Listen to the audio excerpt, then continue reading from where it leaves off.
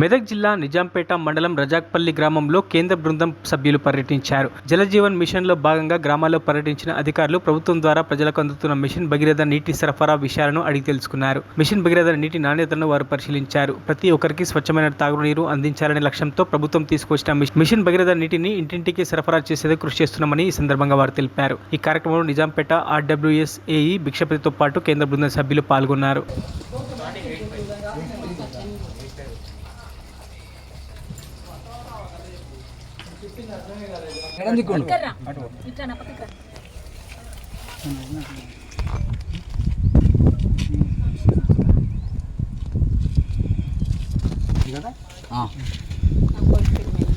నాలుగు సంవత్సరాల కంటే ఎక్కువ అవుతుంది కదా తీసుకొని నల్ల అవుతుంది. ఈరోజు నిజాంపేట మండలంలోని మన రజాక్పల్లి గ్రామానికి కేంద్ర జలజీవన్ మిషన్ నుంచి ఇక్కడ వాటర్ క్వాలిటీ పైన మరియు అందరికీ నీళ్ళు వస్తున్నాయా లేదా దానిపైన క్వాంటిటీ పైన ప్రతి ఇంటిని చెక్ చేయడానికి సెంట్రల్ టీం వాళ్ళు జేజేఎం వాళ్ళు ఇక్కడికి వచ్చారు.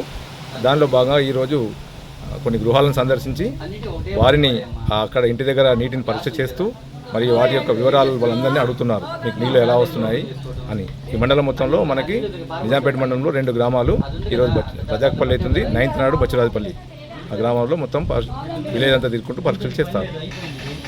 మరిన్ని అప్డేట్స్ కోసం మా ఛానల్ని సబ్స్క్రైబ్ చేయండి.